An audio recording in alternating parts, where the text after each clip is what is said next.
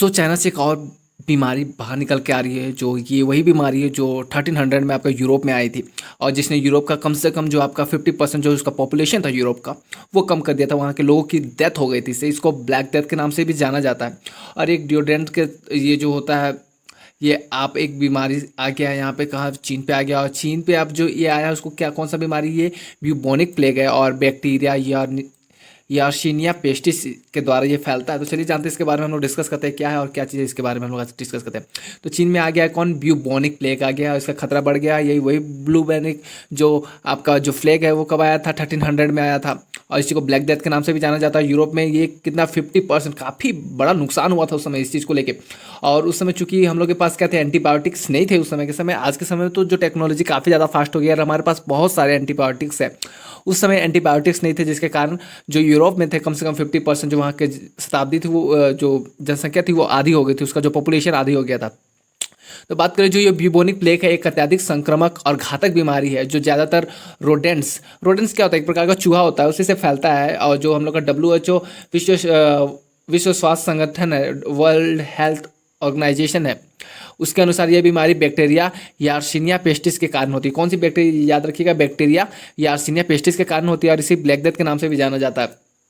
उत्तर चीन के एक शहर में 5 जुलाई को आपका 2020 को ब्यूबोनिक प्लेग का संदिग्ध मामला सामने आया। तो यही वही है आपका जो मंगोलिया का एरिया है, जो चाइना में मंगोलिया का एरिया, और उसी से जो सटा हुआ आपका जो एरिया पड़ जाता है, जो आपका ऑटोनोमस एरिया है, ऑटोनोमस कंट्री है किसका, चाइना का कई सारे। और जैसे तिब्बत भी उसका ऑटोनोमस कंट्री था ना, तो फिर अब तो उसमें वो लीगली कर लिया। उसी तरह हांगकांग भी, तो उसी तरह एक ऑटोनोमस कंट्री है तो एरिया है। वहीं पे क्या बात किया, जब 5 जुलाई को क्या हो गया, 2020 को एक केस आया, उसमें संदिग्ध मामला सामने आया जिसमें ब्यूबोनिक फ्लेग का बात कहा जा रहा है। और चूंकि यहाँ पे आपका मंगोलिया सटा हुआ है, तो मंगोलिया में भी हाल में ही जब 1 जुलाई को ये केस आने की बात हुई थी, और उसमें क्या हुआ था कि 2 लोगों की डेथ भी हुई थी। इस चीज़ की पुष्टि हो रही है। एक 27 साल का पुरुष था और एक 17 साल का, उसी का भाई था या कुछ था, तो उसकी डेथ की बात की जा रही है। तो जानते हैं ब्यूबोनिक फ्लेग क्या है। तो देखिए, जो ब्यूबोनिक फ्लेग एक अत्यधिक संक्रामक और घातक बीमारी है जो ज़्यादातर रोडेंट्स से फैलता है। और जो विश्व स्वास्थ्य संगठन है, WHO के अनुसार यह बीमारी बैक्टीरिया यार्सिनिया पेस्टिस के कारण होती है, जो आमतौर पर एक छोटे स्तनधारी मैमल्स और उनके पीस में पाए जाने वाले एक जेनेटिक जीवाणु होते हैं। इसमें रोग के लक्षण 1 से 7 दिनों के बाद दिखाई देते हैं। यह बीमारी आमतौर पर टिश्यू के कारण, टिश्यू एक छोटा सा कीड़ा होता है जो इंसानी शरीर में रहता है, या फिर आपका इंसानी शरीर में आप मोस्टली कम रहता है, लेकिन वो ज़्यादातर उसके जो भोजन रहते हैं वो उसके कौन से रहते हैं, चूहे रहते हैं, खरगोश रहते हैं, उनसे ही उनको भोजन मिलता है। छोटा सा कीड़ा रहता है, जिस तरह खटमल रहता है उसी तरह का एक कीड़ा रहता है। तो ये इसी के द्वारा ये जो बैक्टीरिया है वो इसमें आते हैं, खरगोश में, चूहों में आते हैं, फिर गिलहरी में आते हैं।